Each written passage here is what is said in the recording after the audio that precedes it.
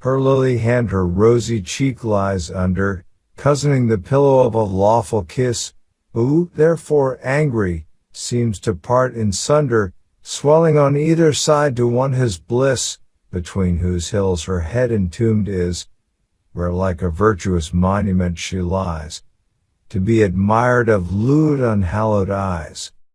Without the bed her other fair hand was, on the green coverlet, whose perfect white showed like an April daisy on the grass, with pearly sweat resembling dew of night. Her eyes, like marigolds, had sheathed their light, and canopied in darkness sweetly lay till they might open to adorn the day. Her hair like golden threads played with her breath, O modest wantons, wanton modesty, showing life's triumph in the map of death, and death's dim look in life's mortality.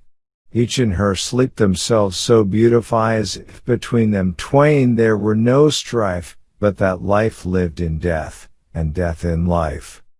Her breasts like ivory globes circled with blue, a pair of maiden worlds unconquered, save of their lord no bearing yoke they knew, and him by oath they truly honored. These worlds in Tarquin new ambition bred, who like a foul usurper went about from this fair throne to heave the owner out. What could he see but mightily he noted? What did he note but strongly he desired? What he beheld, on that he firmly doted, and in his will his wilful eye he tired. With more than admiration he admired her azure veins, her alabaster skin, her coral lips, her snow-white dimpled chin. As the grim lion fawneth o'er his prey, sharp hunger by the conquest satisfied, so o'er this sleeping soul doth Tarquin stay, his rage of lust by gazing qualified, slacked, not suppressed, for, standing by her side, his eye, which late this mutiny restrains, unto a greater uproar tempts his veins. And they, like straggling slaves for pillage fighting, obdurate vassals fell exploits effecting, in bloody death and ravishment delighting, nor children's tears nor mothers' groans respecting, swell in their pride, the onset still expecting. And on his beating heart, alarm striking, gives the hot charge and bids them do their liking. His drumming heart cheers up his burning eye, his eye commends the leading to his hand, as proud of such a dignity, smoking with pride, marched on to make his stand on her bare breast, the heart of all her land, whose ranks of blue veins, as his hand did scale, left their round turrets destitute and pay.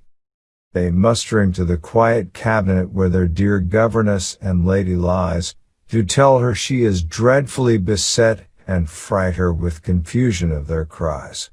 She, much amazed, breaks ope her locked up eyes, who, peeping forth this tumult to behold, are by his flaming torch dimmed and controlled. Imagine her as one in dead of night from forth dull sleep by dreadful fancy waking, that thinks she hath beheld some ghastly sprite, whose grim aspect sets every joint a-shaking. What terror 'tis! But she in worser taking, from sleep disturbed, heedfully doth view the sight which makes supposed terror true. Wrapped and confounded in 1,000 fears, like to a new killed bird she trembling lies. She dares not look, yet, winking, there appears quick shifting antics ugly in her eyes. Such shadows are the weak brain's forgeries, who, angry that the eyes fly from their lights, in darkness daunts them with more dreadful sights. His hand that yet remains upon her breast, rude ram, to batter such an ivory wall may feel her heart, poor citizen, distressed, wounding itself to death, rise up and fall, needing her bulk, that his hand shakes withal. This moves in him more rage and lesser pity, to make the breach and enter this sweet city.